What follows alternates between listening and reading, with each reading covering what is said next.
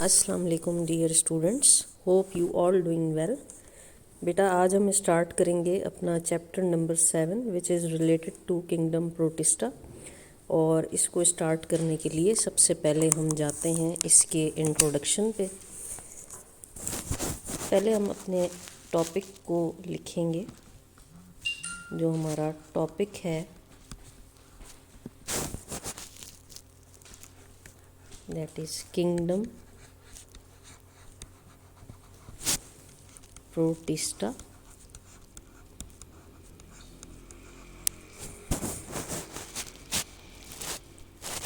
इसके अलावा ये चैप्टर है आपका 7।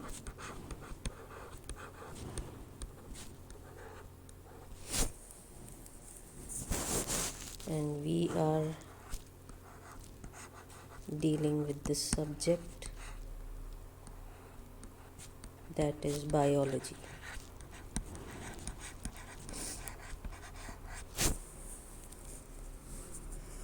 अब हम इसको स्टार्ट करते हैं बेटा इसके इंट्रोडक्शन से। सबसे पहले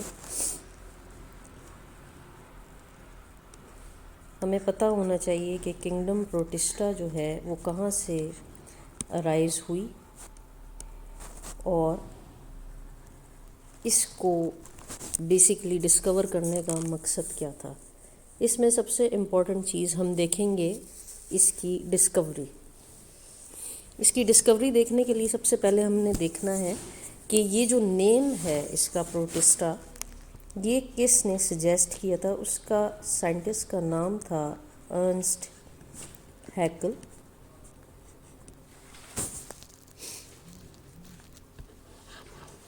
अर्नस्ट हैकल ने बेटा लेट 19th सेंचुरी में जो है इसके नाम को डिस्कवर किया था।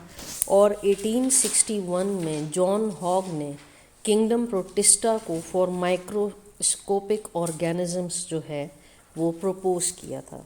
सो हम कहते हैं 1861 में जॉन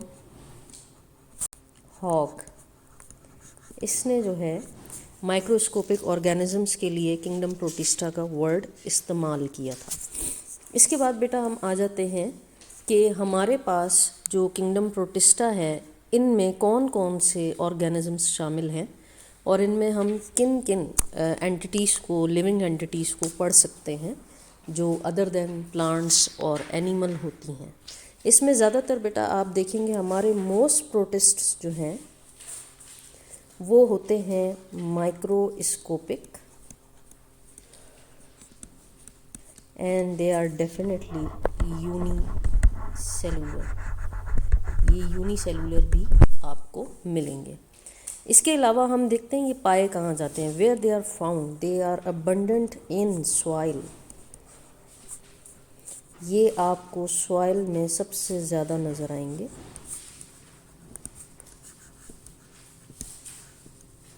इसके अलावा ये आपको मिलते हैं फ्रेश वाटर में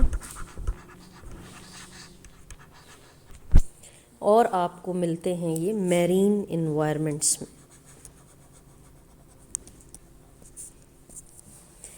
अब हम आ जाते हैं कि इसकी एक और लोकेशन है जो इनके अलावा होती है। They are also found in the digestive tracts of animals and in the vascular tissues of plants. तो आप देख सकते हैं they can live inside digestive tract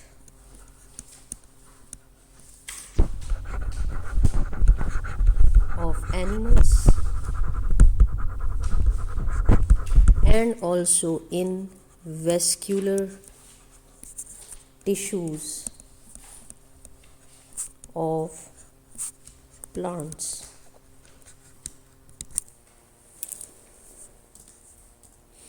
इसके अलावा बेटा आपको कुछ एग्जांपल्स पता होनी चाहिए कि हमारे पास जो हमारे किंगडम प्रोटिस्टा में शामिल ऑर्गेनिजम्स हैं वो कौन कौन से होते हैं, यानी कि वो उनके नाम किस किस तरह के होते हैं ये हम देखते हैं। आपसे अगर कोई एग्जांपल पूछे तो आप एग्जांपल्स में दे सकते हैं।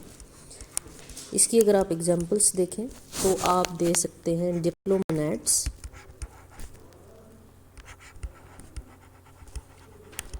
अब डिप्लोमोनेड्स किस तरह के होते हैं ये आपको इस तरह नज़र आएंगे।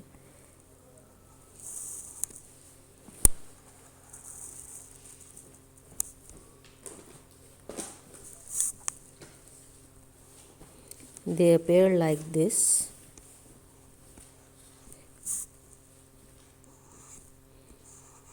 ये आपके डिप्लोमोनेड्स कहलाते हैं। इनकी अपीयरेंस आपको इस तरह से नज़र आएगी। इसके अलावा आपको दूसरी एग्जांपल हम यहाँ पे देते हैं, that is related to dinoflagellates. जो आपके डायनोफ्लैजिलेट्स हैं वो कैसे होते हैं। अगर आप इसमें डायनोफ्लैजिलेट्स को देखें तो डायनोफ्लैजिलेट्स आपको ऐसे नज़र आएंगे।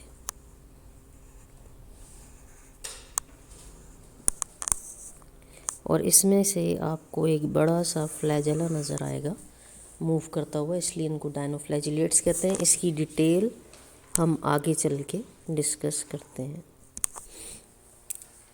इसके अलावा आप इसमें एग्जांपल दे सकते हैं एपी कॉम्प्लेक्सन्स की। एपी कॉम्प्लेक्सन्स आपको इस तरह से नज़र आते हैं। एक बिल्कुल leaf like structure with a long flagella, ये आपको इस तरह से नज़र आएंगे। ये आपके एपी कॉम्प्लेक्सन्स हैं। इसके अलावा आप इसमें पढ़ सकते हैं सीलिएट्स को, यानी जो सीलिएट्स हैं उनमें आपको मिलेंगे सीलिया लाइक स्ट्रक्चर्स।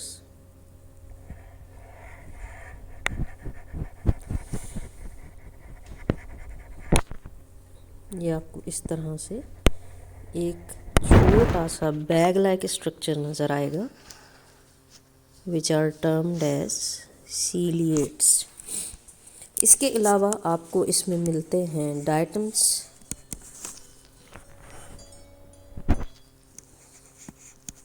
आपको डायटम्स भी नज़र आएंगे इसमें। डायटम्स आपको इस तरह भी नज़र आ सकते हैं, स्टार लाइक स्ट्रक्चर्स। ये आपके डायटम्स कहलाते हैं। इसके अलावा आपके पास होते हैं वाटर मोल्ड्स। नंबर 6 पे आप लिख सकते हैं वाटर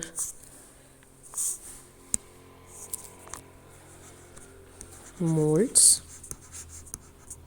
ये आप देख सकते हैं। ये जो वाटर मोल्ड्स होते हैं ये आपको इस तरह के स्ट्रक्चर में नज़र आएंगे, समथिंग लाइक दिस। ये आपको नज़र आएगा। These are known as water moulds. इसके बाद आपको मिलते हैं ग्रीन एल्गा।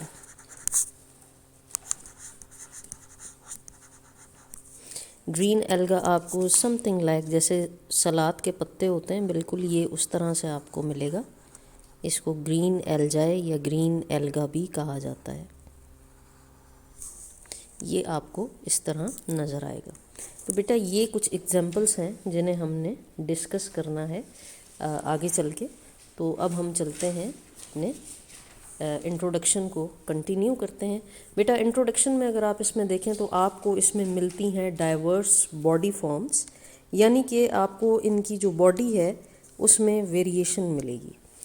बॉडी जो है इनकी डाइवर्सिफाइड होती है,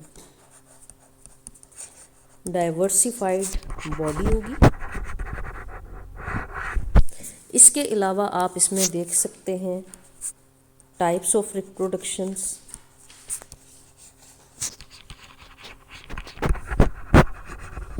इसके अलावा इसमें आप टाइप्स ऑफ न्यूट्रिशन देख सकते हैं, न्यूट्रिशन की क्या टाइप होनी है। इसके अलावा आप इनके लाइफस्टाइल देख सकते हैं। और आप इसमें देख सकते हैं कि ये जो आपके पास किंगडम प्रोटिस्टा है, it is excluded from all other 4 kingdom because of some reasons, जो हम आगे चल के अभी डिस्कस करते हैं कि वो कौन से रीजंस थे जिनकी वजह से किंगडम प्रोटिस्टा को जो है वो तमाम 4 किंगडम से अलग किया गया। अब हम इसको स्टार्ट करते हैं।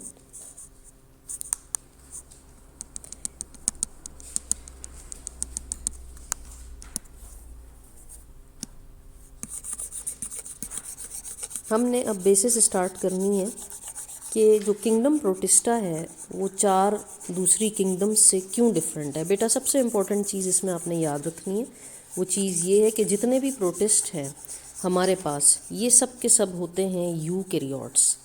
ये क्या कहलाते हैं? ये यूकैरियोट्स कहलाते हैं। तो अब अगर हम जो नेक्स्ट पॉइंट यहाँ पे डिस्कस करने लगे हैं वो ये है कि जितने भी प्रोटिस्ट हैं आर यूकैरियोट्स, यानी कि they are having true nuclei. ये टर्म इसलिए हम यूज़ करते हैं। और एक चीज़ हमने याद रखनी है, दे आर इवॉल्व फ्रॉम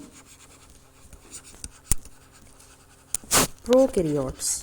इनका एवोल्यूशन जो है वो प्रोकैरियोट से हुआ है, जो हम पहले भी चैप्टर 5 में डिस्कस कर चुके हैं। जो हमने ट्री डिस्कस किया था उसमें हम ये चीज़ बहुत अच्छे तरीके से डिस्कस कर चुके हैं कि जो यूकैरियोट्स की जो एवोल्यूशन है it is basically related to the prokaryotes. इसका एक और रीज़न जो इसको सेपरेटली हमने रखा है अलग किंगडम में, वो उसकी वजह ये है कि यूकैरियोटिक ऑर्गेनिजम्स जो हैं वो एक एप्रोप्रिएट किंगडम में रहते हैं। इस डिफ़िकल्टी को बेटा हमने दूर करने के लिए हमने सबसे पहले जो चीज़ देखी है वो है एवोल्यूशनरी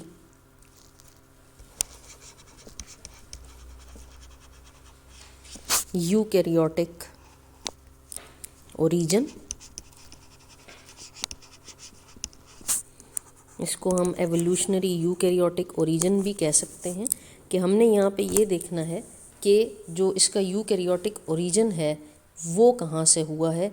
और इसके अलावा हमने यहाँ पे एक चीज़ और देखनी है कि जितने भी यूकैरियोटिक किंगडम्स हैं जिसमें आप पढ़ते हैं प्लांट्स, फंजाई, एनिमल्स, ये सब के सब तमाम तर जितने भी हैं they arose from protista in various ways. यानी कि आप इनके अगर सेलुलर लेवल की बात करें तो वहाँ पे जो इनके पास मेम्ब्रेन बाउंड ऑर्गेनेलीज हैं, जैसे कि हम माइटोकॉन्ड्रिया के बारे में पढ़ते हैं, हम जो है वो क्लोरोप्लास्ट के बारे में पढ़ते हैं, ये बेसिकली इनकी एवोल्यूशन की बेसिस हैं, माइटोकॉन्ड्रिया एंड क्लोरोप्लास्ट, जो कि एनर्जी पर्पस और इनके फोटोसिंथेटिक पर्पस के लिए इस्तेमाल होते हैं। तो ये बेसिस हैं जिनकी बेसिस पे हम जो है कहते हैं कि हमारी kingdom protista is something different from all other 4 kingdoms.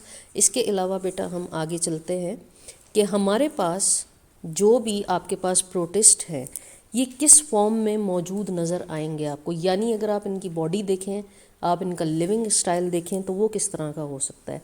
पहली बात ये आपको नज़र आते हैं in the form of colonial organization. ये आपको कॉलोनियल ऑर्गेनाइजेशन की फॉर्म में नज़र आएंगे। और इसके अलावा आपने इसमें देखना है कि इसमें यूकैरियोटिक यूनिफाइंग फीचर भी आपको मिल सकते हैं, और जो कि आपको ज़्यादातर नज़र आएंगे कि ये मल्टी सेलुलर ऑर्गेनिज्म से किस तरह बिलोंग करते हैं।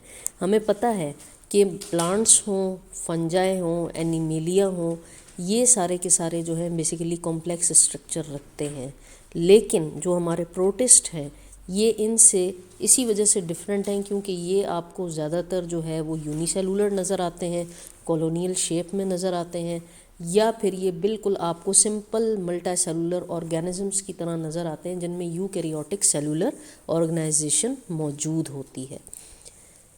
इसके अलावा अगर हम आ जाएं इनकी रिप्रोडक्शन से रिलेटेड बात करें तो हम कहते हैं unlike plants and animals protist do not develop from blastula. अगर हम इनकी रिप्रोडक्शन की बात करें तो हम बात करते हैं they do not develop from a blastula. ये ब्लास्ट्यूला से जो है वो अराइज नहीं होते, जैसे कि बेटा आपके प्लांट्स एंड एनिमल्स जो है वो काम करते हैं। अब हमने यहाँ पे देखना है कि ब्लास्ट्यूला क्या होता है। ब्लास्ट्यूला जो है ये आपके लिए एक नई टर्म है। Blastula is known as hollow sphere, एक हॉलो स्फीयर है हमारे पास जिसे हम ब्लास्टुला कहते हैं, और वो रिपीटेड क्लीवेज के बाद जो है बनता है of a fertilized egg formed by repeated cleavage of a fertilized egg। ये फर्टिलाइज्ड एग की जो क्लीवेज है उसके बाद जो है ये आपको ये एक चीज़ मिलती है जिसे हम ब्लास्टुला कहते हैं, इसे ब्लास्टोस्मेयर भी कहा जाता है, ब्लास्टोमेयर्स हम इनको कहते हैं। और इसके अलावा बेटा ये चीज़ याद रखिएगा कि एम्ब्रियो की फॉर्मेशन डेफिनेटली प्रोटिस्ट फॉलो नहीं करते हैं, जो कि हमारे प्लांट्स और एनिमल्स फॉलो कर रहे होते हैं। इसके अलावा अगर हम चलें मेजर ग्रुप्स पे, तो मेजर ग्रुप्स में अगर हम इसको डिस्कस करें तो मेजर ग्रुप्स आपको कौन कौन से मिलते हैं वो आपने याद रखने हैं, और इसमें बहुत इंटरेस्टिंग फीचर्स भी हम डिस्कस करेंगे जो कि आपने पहले और ऑर्गेनिजम्स में नहीं पढ़े होंगे। अगर हम आ जाएं इनके फीचर्स पे, या हम पहले इनके मेजर ग्रुप्स को डिस्कस करें, तो बेटा इनके जो मेजर ग्रुप्स हैं वो कैसे होते हैं। इनके बेसिकली 3 मेजर ग्रुप्स हम यहाँ पे डिस्कस करने जा रहे हैं, क्योंकि इनके अंदर रिजेम्बलेंस है like plants, like animals, like fungi.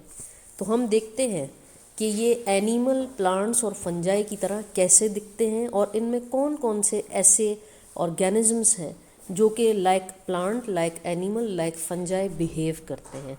So we can say that the protist are typically divided into 3 main categories. अब ये जो 3 मेन कैटेगरीज हम डिस्कस करने जा रहे हैं इसमें आप देख सकते हैं एनिमल्स हैं। अब एनिमल्स लाइक प्रोटिस्ट कौन से होते हैं वो हमने डिस्कस करने हैं।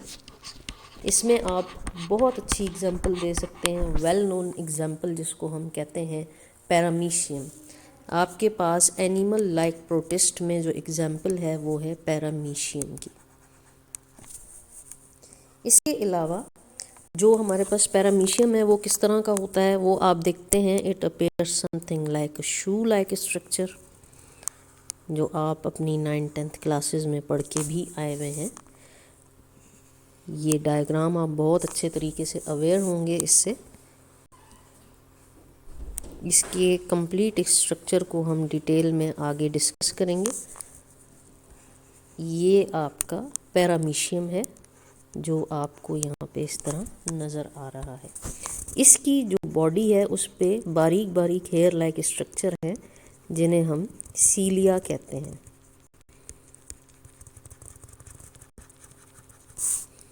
ये आपको बारीक हेयर लाइक स्ट्रक्चर नज़र आ रहे हैं, which we call them सीलिया। इसके अलावा हमारे पास सेकंड है बेटा प्लांट लाइक प्रोटिस्ट।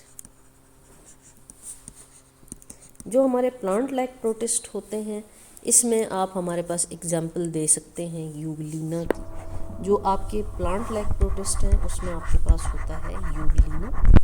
यूगलिना भी आपको इस तरह से नज़र आएगा, something leaf like structure having a long flagella arise from its body।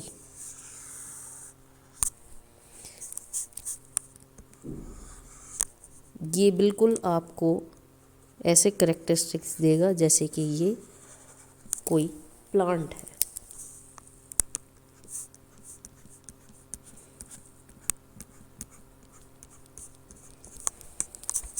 ये हो गया आपका पैरामीशियम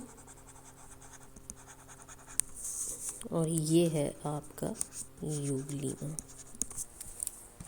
इसके अलावा हम आ जाते हैं हमारे फंजाई लाइक प्रोटिस्ट, या आप इन्हें फंगस लाइक भी कह सकते हैं। फंगस लाइक आपको मिलेगा फ्यूलिगो स्पेक्शिया। फ्यूलिगो स्पेक्शिया इसका नाम है।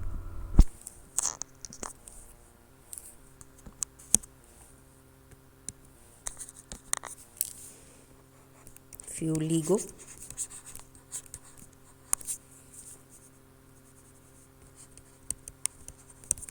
ये किस तरह से होता है, ये आपको बिल्कुल सैलेड लाइक नज़र आएगा। इस तरह से जैसे सलाद के पत्ते होते हैं, ये बिल्कुल इस तरह से अपेयर होते हैं।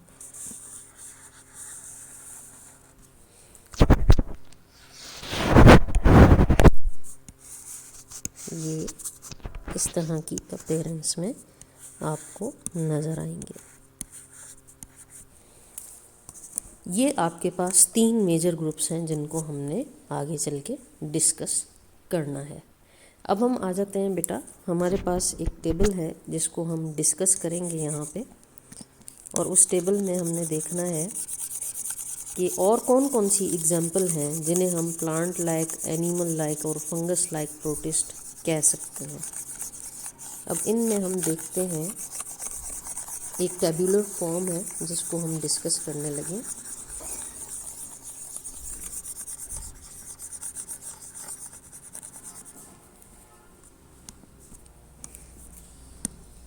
अब इस टेबुलर फॉर्म में हमने कुछ एग्जाम्पल्स को डिस्कस करना है।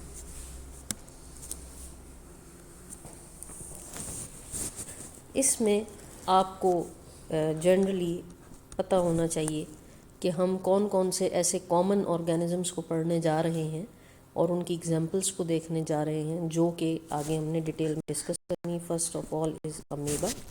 हमारे पास अमीबा मौजूद है। अमीबा बेटा जब आप पढ़ेंगे तो आप इसमें देख सकते हैं कि अमीबा जो है वो बेसिकली दे आर यूनिसेलुलर, और इनके पास आपको कोई डेफिनेट शेप नहीं मिलेगी।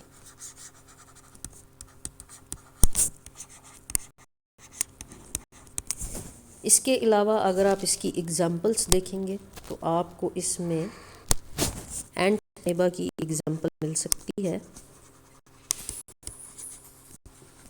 और इसके अलावा अगर आप इसमें लोकोमोशन देखें तो ये किसके तरीके से लोकोमोशन करते हैं, with the help of pseudopodia, जिन्हें हम कहते हैं फॉल्स फीट। ये इसकी हेल्प के थ्रू जो है वो अपनी लोकोमोशन करते हैं। इसके अलावा हमारे पास सेकंड एग्जाम्पल है, दैट इज़ जू फ्लैजिलेट्स। जो हमारे जू फ्लैजिलेट्स हैं, इसमें भी आप एग्जाम्पल दे सकते हैं ट्राइपैनोसोमा की,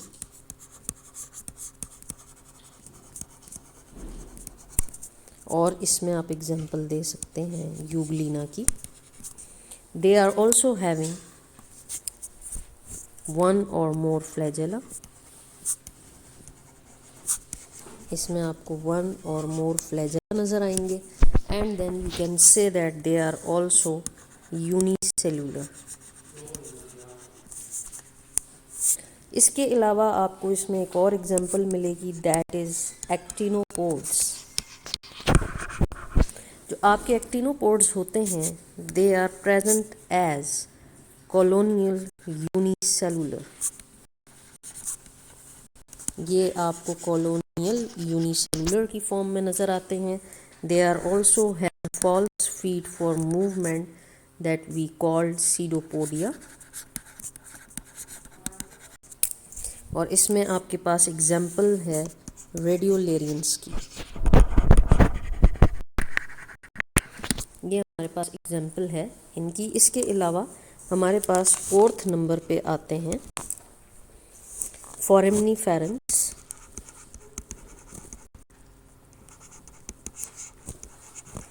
फोरेमनीफेरन्स के बारे में आप बता सकते हैं कि इसमें आपको प्लाज्मोडियम मिल सकता है एज एन एग्जाम्पल। इसको हम डिस्कस करेंगे। इसमें आपको पैरामीशियम मिलेंगे, इसमें आपको स्टेंटर मिलेगा, और इसके अलावा अगर हम यहाँ पे देखें तो हम बता सकते हैं कि इसमें आपके पास जो आपके फोरेमनीफेरन्स हैं उनके पास होते हैं सीडोपोडिया। इसके अलावा ये तमाम तर प्लाज्मोडियम, पैरामीशियम, स्टेंटर, ये सब के सब जो फोरामिनिफेरन एज एपीकॉम्प्लेक्सेंस सीलिएट्स जिनको हम कहते हैं, ये सब के सब यूनिसेलुलर फॉर्म में मौजूद होते हैं। They all are unicellular.